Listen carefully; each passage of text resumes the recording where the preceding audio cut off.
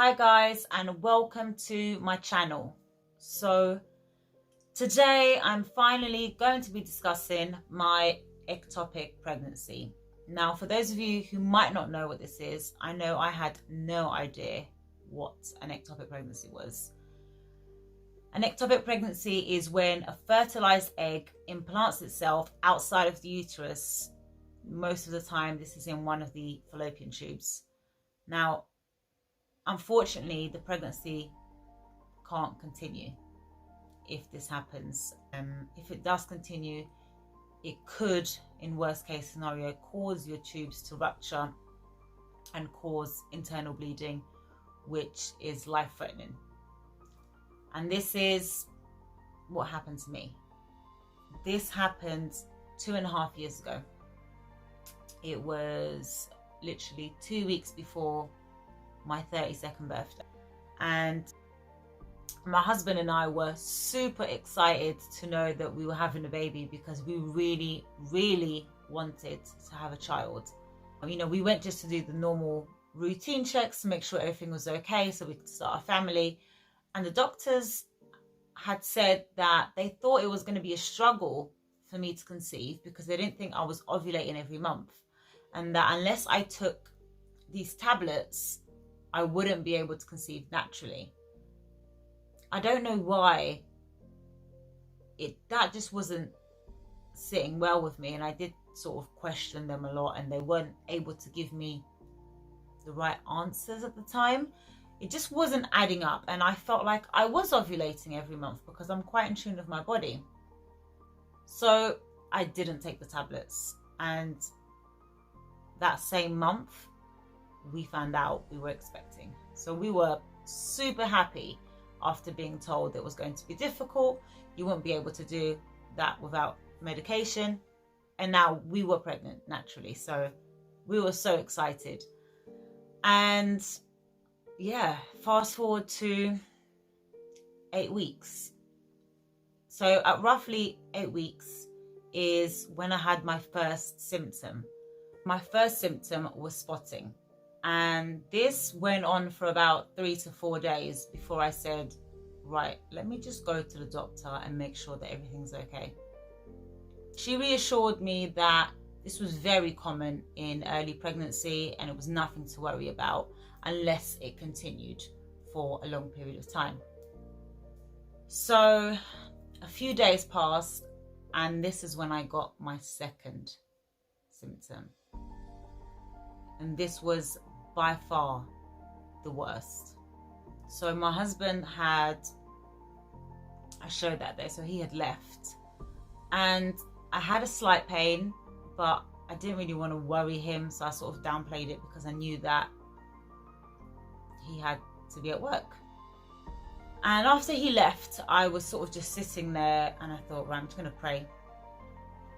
And I was quite positive that the pain was just going to go away, and this pain did not, and it became worse and worse. I actually just sat there for hours. This pain is like nothing I've ever felt before. It was like, best way to describe it, I guess, is like a really bad stitch. Think of like the worst stitch you've ever had and then times that by 100. And literally I couldn't move. I was sitting exactly as I am now. I just couldn't move. It was really painful. And then after about 4.5 to 5 hours later, I really needed to use the bathroom. I couldn't walk, so I crawled out of bed and into the bathroom. And as I've gone to stand up, I've just started bleeding a lot. And I thought to myself, I'm having a miscarriage. And I just started crying. I really thought in that moment, oh my gosh, I'm losing my baby. And all I could say was, God, please no. I just couldn't believe it. And everything was just going through my mind. I was thinking about everything. I was thinking this was a baby that we really wanted, that, you know, we finally fell pregnant, and now I'm miscarrying and my husband's not even here. And oh my gosh, when he finds out, he's going to be devastated. It was just, everything was going through my mind. And I think it got too much for me that I actually don't know if this next thing was a symptom or it was just a stress, but I was actually physically sick. And then I just sort of sat there on the floor. Eventually, an ambulance had to be called. And guys, gas and air, wow, that really, really helped me with the pain. To be fair, I didn't think anything could help with that pain, but gas and air did help. So we get to the hospital and they're running all their checks. But unfortunately, because it's now nighttime, there's no one around to actually scan me to see what's going on. So I've had to stay in overnight. And one of the doctors said to me, "We think you could be having an ectopic pregnancy." I really didn't know what this was. And I thought, okay, so how do we fix this? But little did I know, unfortunately, there is no fixing an ectopic pregnancy. And I had a lady next to me who had just had surgery for the same thing. And I was thinking, if this is an ectopic pregnancy, I'm going to have surgery. And I just really didn't want that. So we literally stayed up the whole night. My husband, bless him, was asleep in the car because they wouldn't let him in the hospital. And it was so cold that night and it was snowing. And we were just up the whole night talking and praying and just trying to be as positive as we possibly could. And morning comes now and it's time for me to get scanned. We go in and she says to me, "I don't think you're having an ectopic, but I can't see a baby." So we thought I've miscarried, which is what I thought to begin with. I was already sort of coming to terms with the fact that I had miscarried. So I went out to empty my bladder so that she could do a new scan. And she said, "I'm really sorry. You are having an ectopic pregnancy. I can see something in your right fallopian tube. And I can also see some liquid. We need to get you into surgery straight away." My heart dropped. I think it was the feeling of feeling like, okay, it's not an ectopic, to then hearing, actually it is, and you have to go to surgery now. I felt like I was there physically, but I wasn't there. It was like everything was just a blur going on around me and I was just frozen. So they're obviously rushing me now to sign all the forms and get everything ready so they can get me into surgery. As you know, when you go into surgery, you have to sign forms in case of anything going wrong or happening. And obviously they don't know exactly what's going on internally, so they have to hope for the best, but at the same time prepare for the worst. So they're making me sign all these forms for that. And she asked me a question that I will never forget. And she said, "What do you want to do with the fetus? Do you want to take it home? Or we've got like a baby cemetery here where we, you know." And I think I was just so in shock. And then to hear her say that, and it just, reality just kicked in even more, that like I've actually lost my baby. Like there's no way this is going to be saved. Like it's just, this is I've lost him. So I really couldn't make that decision. So I asked my husband to make it. So then I've gone into surgery. And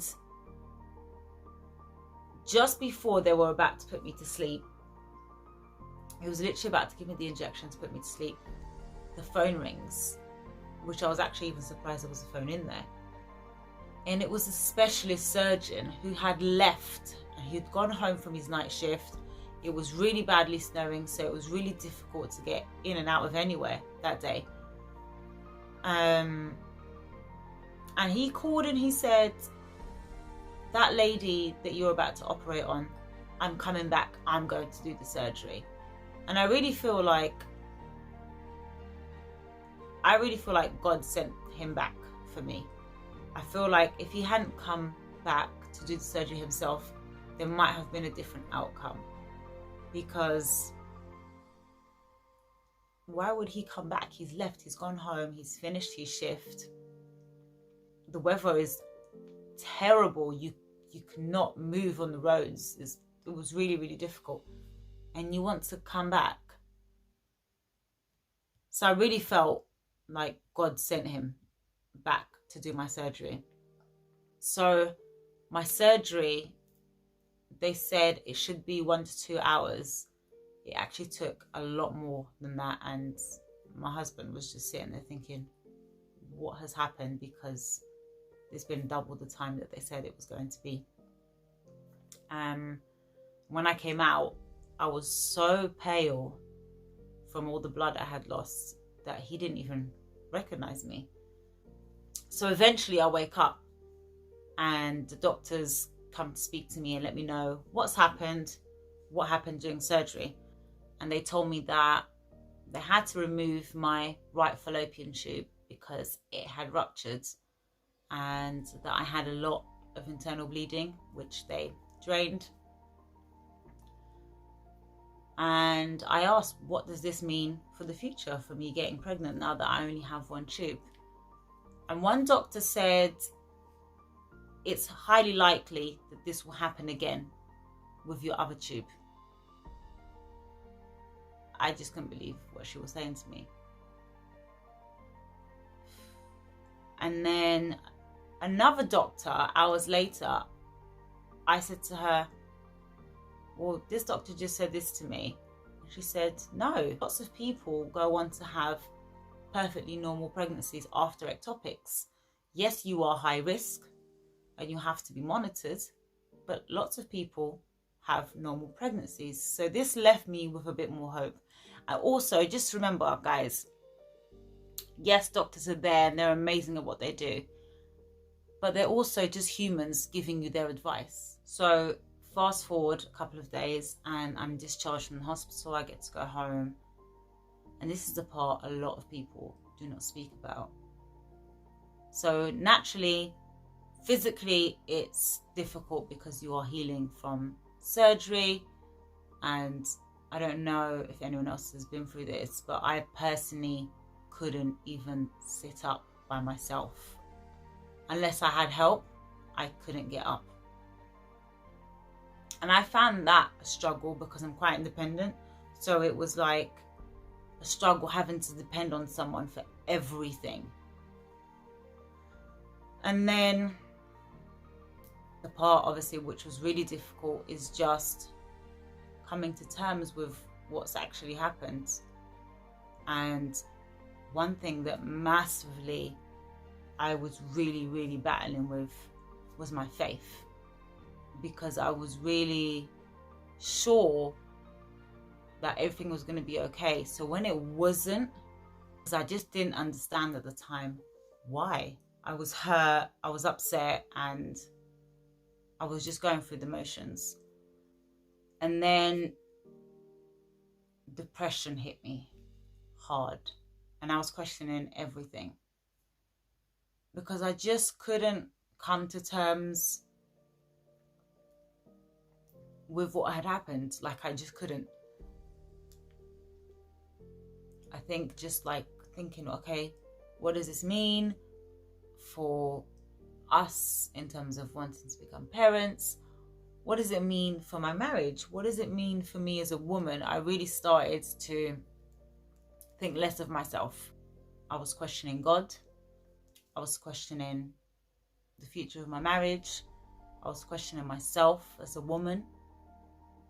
I completely lost myself in it. And now I obviously feel differently, but it has taken me a very long time to get there.